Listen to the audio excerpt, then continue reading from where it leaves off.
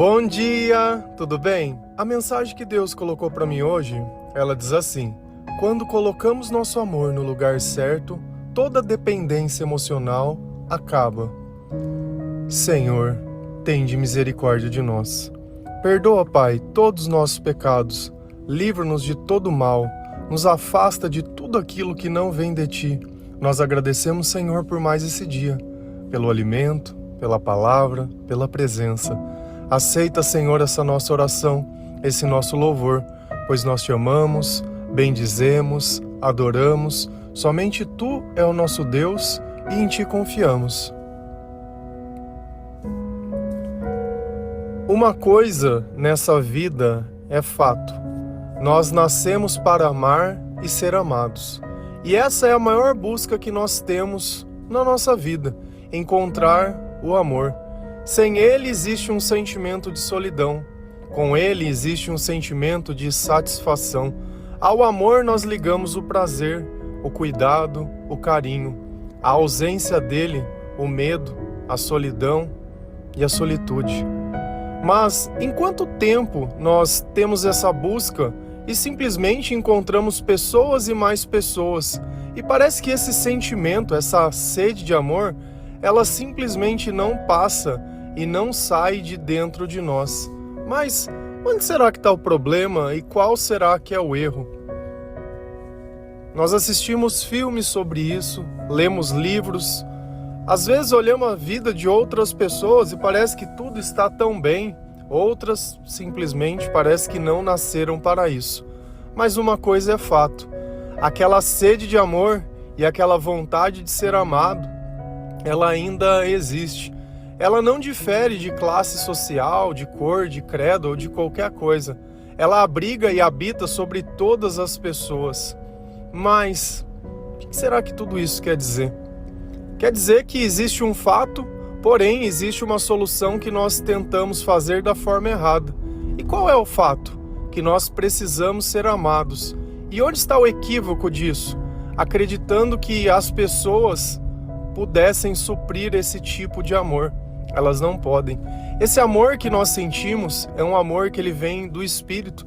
É uma alma satisfeita.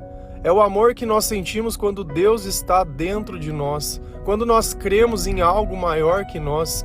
É como se você tivesse encontrado exatamente aquilo que você procurava. Esse é o amor de Deus. E é por esse amor que Jesus morreu numa cruz, para que nós pudéssemos ter um entendimento sobre os nossos pecados e tudo aquilo que nos afasta do amor de Deus. E a melhor notícia que nós temos é que tudo isso é feito gratuitamente. Diferente de todas as outras coisas do mundo, diferente do amor humano que ele precisa te aceitar, ele precisa ser correspondido, o amor de Deus não. Ele depende apenas de você. Mas existe um critério para que esse amor ele possa existir da forma correta. E qual é? Que nós devemos amar a Deus sobre todas as coisas, de todo o nosso coração, de todo o nosso entendimento, de todas as nossas forças. Então, quando eu falo a palavra amor, o que vem na sua cabeça? Quando a sua fé estiver no lugar certo e você ouvir a palavra amor, dentro do teu coração vai ecoar o nome Jesus. Quando nós entendemos que Deus é amor, tudo fica mais fácil, tudo fica mais leve. Você sabe por quê? Porque quando nós não sabemos que o amor é o Senhor, nós queremos criar essa dependência sobre as pessoas. Então, emocionalmente, nós criamos vínculos. Tem pessoas que amam a sua família, o pai, a mãe, ou alguém que conheceu, um amigo, e assim a gente vai amando as pessoas. Isso não tem nada de errado. O errado é amar qualquer uma dessas pessoas mais do que o Senhor. Então, quando você ouvir a palavra amor, lembra sempre, é Jesus. Talvez alguns estejam passando por um momento difícil, e eles escutem a palavra amor e isso esteja associado a um término, a uma separação, a uma morte, qualquer outro tipo de coisa. Sabe por que isso acontece? Porque você colocou essas pessoas no lugar de Deus. Porque se Deus estivesse no lugar dele, pouco importa o que acontece à nossa volta. Dentro de nós, tudo estaria bem. Por quê? porque o amor que nós cremos, ele é eterno. Se nós vamos lá em Mateus 10, versículo 37 e 38, a palavra do Senhor lá diz assim: quem ama seu pai ou sua mãe mais do que a mim, não é digno de mim. Quem ama seu filho ou sua filha mais do que a mim, não é digno de mim. E quem não toma sua cruz e não me segue, não é digno de mim. Olha como Deus ele coloca como condição, isso é inegociável. Qualquer coisa que você amar mais do que a Ele, está dizendo, olha Senhor, você não faz parte do meu mundo, eu não sou digno de você. E exatamente, Jesus coloca exatamente nessas palavras. Ele cita nominalmente o seu pai ou a sua mãe, o seu filho ou a sua filha. Ponto. Ponto. E nós temos que ter um entendimento muito claro sobre isso. Você sabe por quê? Porque a maior parte das pessoas sofre. Porque o filho maltrata, porque o pai rejeita, porque não conheceu os pais, porque aconteceu isso e porque daquilo, e o tempo inteiro ficam mendigando o amor, porque existe uma dependência emocional do quê? De aprovação. Ah, porque eu preciso provar para certas pessoas algumas coisas. E a gente vive nisso, acreditando que se as coisas tivessem sido diferentes. Eu já caí nessa armadilha. Meu pai e a minha mãe, eles são separados. Para mim, é escolha pessoal de cada um deles e eles têm todo o direito disso. Ah, mas tem todo o direito disso. Porque eu creio que nenhum pai e nenhuma mãe, eles não tentam ao máximo ficar juntos pelos filhos. Só que chega um ponto que se torna impraticável. Porque um lar que não existe Deus, a tendência dessas coisas escalarem para uma violência física ou algo pior é muito grande. Então, até mesmo na palavra de Deus, o Senhor diz, olha, se vocês não creem nas mesmas coisas, é melhor que não fiquem juntos. Isso está lá em Coríntios, tá? 7, se eu não me engano, 2, 7, coisa assim. Então, eu acreditava que toda a minha vida ela teria sido diferente ou mais fácil se o meu pai e a minha mãe estivessem juntos. Porque o pai de todo mundo estava junto e na minha ideia de vida, a vida das outras pessoas era mais fácil simplesmente por isso. E aí eu começava a querer justificar que, eu não tenho uma foto, com meu pai e minha mãe junto, eu não sei, nem sei se tem ou não, mas na minha cabeça isso fazia sentido. Em colocar a culpa em alguém, em querer sempre encontrar um culpado, sabe? Querer encontrar que aquele buraco que existia dentro do meu peito da falta de amor era justamente por isso. E isso não tem nada a ver, porque quantas pessoas não têm o pai e a mãe junto e sentem as mesmas coisas? Então nós criamos espantalhos e colocamos na sala, tudo para não olhar dentro de nós e entender que o que estava faltando não era nada que estava fora, mas era dentro de nós. Nós éramos um lugar vazio, nós não alimentávamos a nossa alma. O nosso lar, muitas vezes, não tinha a presença de Deus para que pudesse sim se formar uma família lá dentro. Isso aqui nós não estamos aqui procurando culpado, não estamos falando se a pessoa é boa, se é ruim, se ela está certa ou está errada. Você sabe por quê?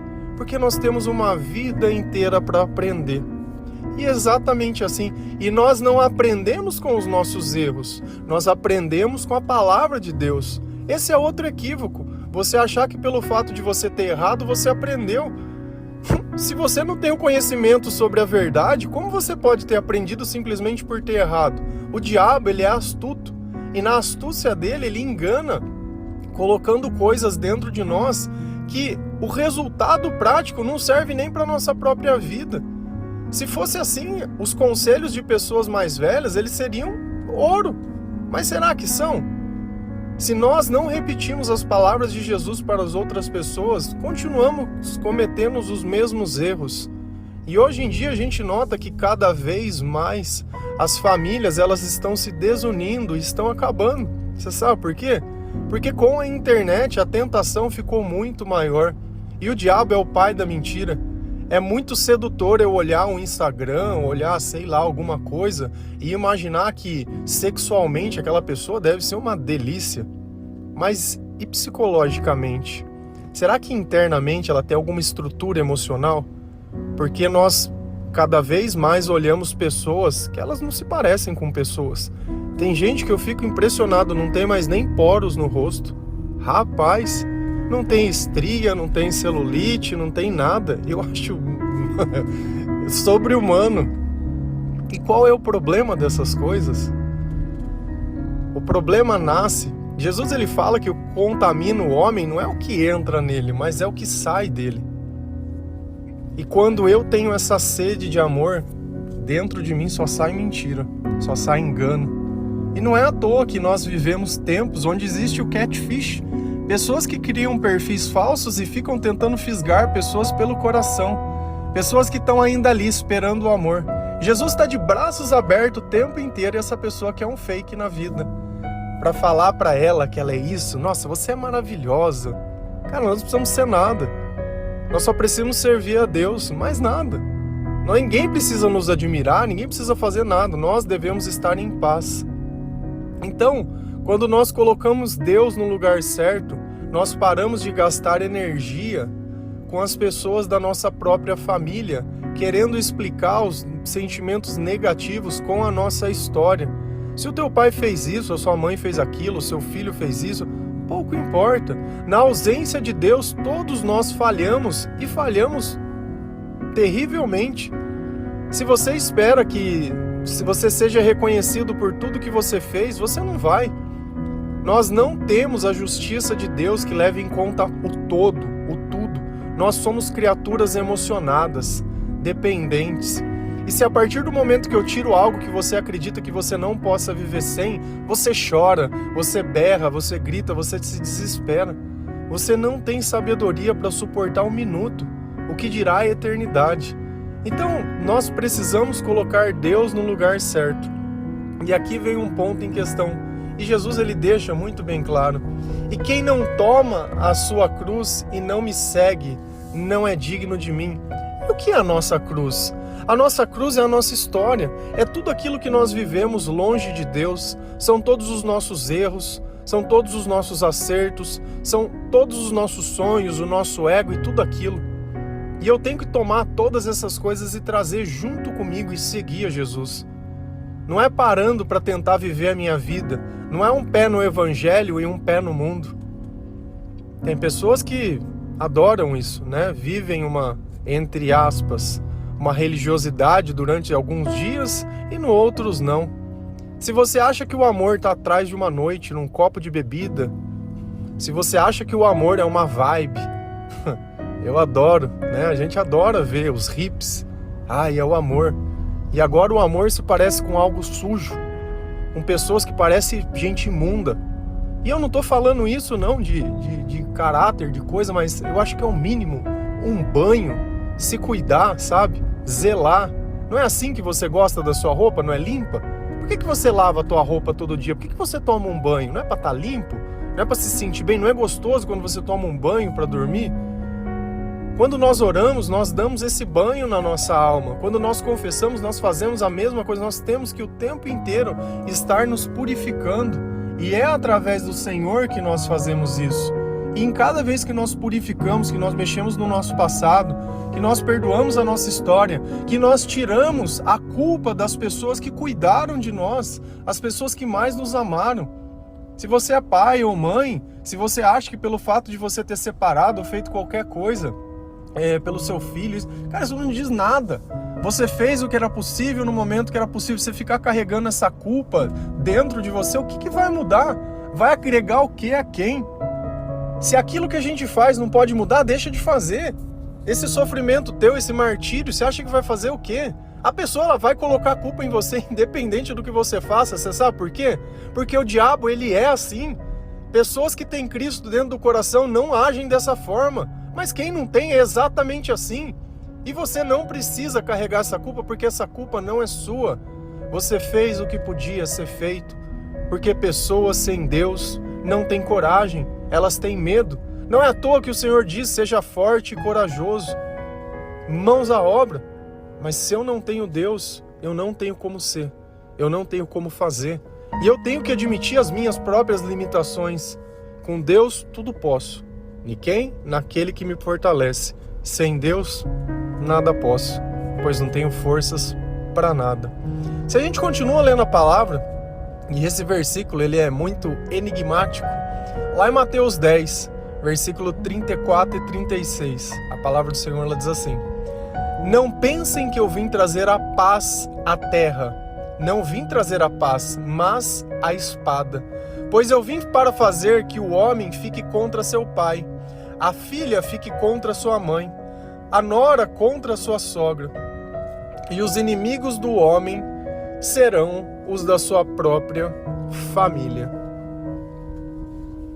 Então, primeiro ponto que Deus já está me ensinando, que a minha família, ela vai ter problema, que os meus inimigos serão as pessoas da minha própria família.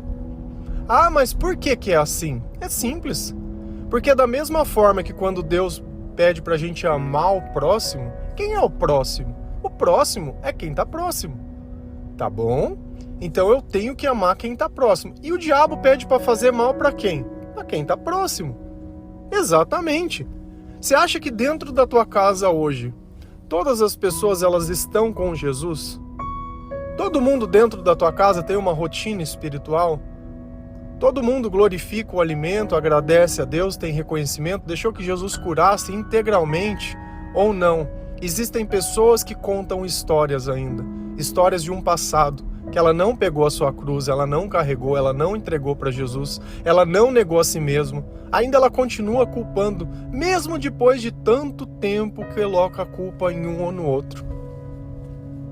Essas pessoas serão seus inimigos, porque essas pessoas não estão com Deus, porque o processo de cura passa por isso, porque quando eu sou curado, ainda que eu tenha cicatrizes, eu já não tenho mais as feridas, eu já não sinto mais a dor, eu já não reajo mais às mesmas coisas, eu já não tenho mais a necessidade de beber, de fumar ou de fazer qualquer coisa que antes eu tinha, porque antes existia um buraco na minha alma, a dor da falta de amor. Hoje não. Hoje existe um Senhor vivendo na minha vida. Hoje existe um templo que ele é habitado. E olha o que Jesus fala: não pensem que eu vim trazer a paz à terra. Não vim trazer a paz, mas a espada. Por que Jesus está falando sobre essa divisão? Porque é justamente isso. Ele vai vir cortar essa dependência emocional que nós temos sobre a pessoa. Então, quando ele fala sobre o pai ficar contra o filho, é justamente isso. É que nós precisamos colocar Deus no lugar certo, porque ainda que o seu pai fique contra você, ainda que o seu filho fique contra você, ainda que aconteçam coisas na sua vida que você não merecia, você já não está mais ligado emocionalmente a essas pessoas. Porque enquanto você estiver ligado, enquanto você estiver esperando alguma coisa, enquanto você não conseguir reconhecer o bem que essas pessoas já te fizeram, mesmo que tenham feito muito mal, fica difícil. E essa é a espada. E na palavra, a espada não é a espada que nós vemos como hoje. Deus fala que a palavra é o Espírito, que ela corta no mais íntimo de nós. E essa é a divisão que Jesus vem causar na nossa vida. Ele vem trazer um antes e um depois. Quando essa espada corta a nossa carne, quando nós temos um entendimento da parte espiritual, quando nós começamos a entender as Sagradas Escrituras, quando nós começamos a louvar e adorar ao Senhor, a nossa vida ela se transforma e se renova de um ponto, que fica um antes e um depois. Então, realmente, que essa divisão que Jesus faz, que essa espada, que é o Espírito Santo que ele traz até nós, ele corta essa dependência emocional. E quando isso acaba, eu paro de olhar as pessoas esperando algo, como se eu fosse um mendigo que dependesse de esmolas. Não, muito pelo contrário. Eu começo a ser aquilo que eu esperava que os outros fossem, porque o Senhor me capacita a fazer coisas que antes eu não fazia. Então eu não preciso de uma estrutura e de um apoio emocional. Eu não preciso ficar desabafando, eu não preciso ter a razão, eu não preciso nada. Para mim, a sua graça me basta. A graça do Senhor estando em minha vida é o suficiente. E note que os piores inimigos estarão dentro da nossa família até quando? Até quando todos se converterem ao Senhor. Então, qual é o nosso papel? Fazer com que outras pessoas creiam. Mas existe um ponto aqui. O amor, ele não pode ser exigido, ele não pode ser obrigado, ele não pode ser mandado. Nós reconhecemos a Jesus pelas atitudes de Jesus. Então, quando Jesus ele dá os seus sermões, ele mostra como as coisas deveriam ser feitas, a gente olha aquilo e aquilo é sentido dentro do nosso coração e nós falamos, poxa, isso é um bom caminho, eu quero entregar a minha vida a Jesus, eu quero servir a Jesus. Nós fazemos isso não por obrigação, mas porque nós sentimos que a nossa vida se torna completa dessa forma. E assim, essas outras pessoas também têm que querer, baseadas no nosso testemunho. Nós somos a primeira Bíblia que um ateu lê. Nós somos a primeira Bíblia que aquele que não acredita lê. Então as pessoas elas precisam olhar a nossa vida e crer que Jesus, por participar delas, elas foram transformadas e mudadas. E aí sim, quando todos estiverem em paz e em harmonia, e você puder dizer, eu e a minha casa servimos ao Senhor, porque você pode ouvir uma palavra e pode ouvir um louvor e todo mundo vai gostar. Você pode assistir a mesma coisa na televisão que todo mundo vai gostar. Você pode sentar e simplesmente ficar conversando horas sobre coisas das Sagradas Escrituras que todo mundo vai gostar. E às vezes a gente acha que simplesmente levar o filho e jogar ele dentro de uma igreja vai converter ele ao Evangelho. Não vai.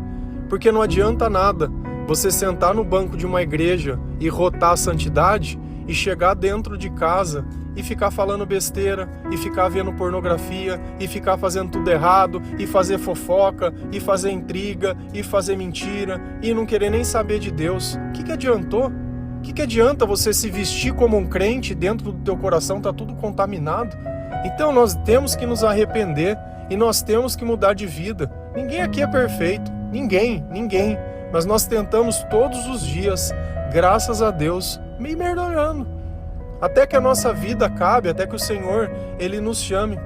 Mas o primeiro elo que nós precisamos cortar, e eu creio que a nossa conversão, ela se completa quando nós tomamos a nossa cruz, quando nós deixamos que Jesus, com essa espada, Ele separe. Porque na verdade, é isso que às vezes a gente acha, que a paz, né, eu vou pedir para alguém orar para minha casa, e ela vai simplesmente se converter. Não vai. Não é esse o papel de Jesus. O papel de Jesus é que cada um se transforme. Não que ele faça um milagre em massa com gente que não está nem aí para ele. Ele não obriga ninguém a ir para o céu. Vai quem quer.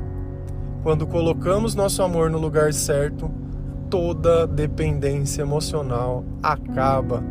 Amém? Que Deus abençoe cada um de vocês. Que vocês consigam perdoar todas as pessoas. Que vocês tirem a culpa dos outros e coloquem a culpa em si mesmo. Porque eu acho que não existe pior coisa que ingratidão.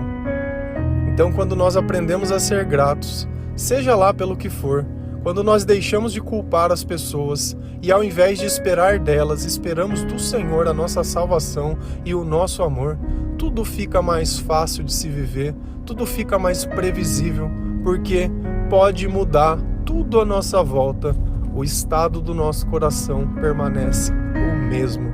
Amém? Que Deus abençoe cada um de vocês. Feliz a nação cujo Deus é o Senhor. Um bom dia.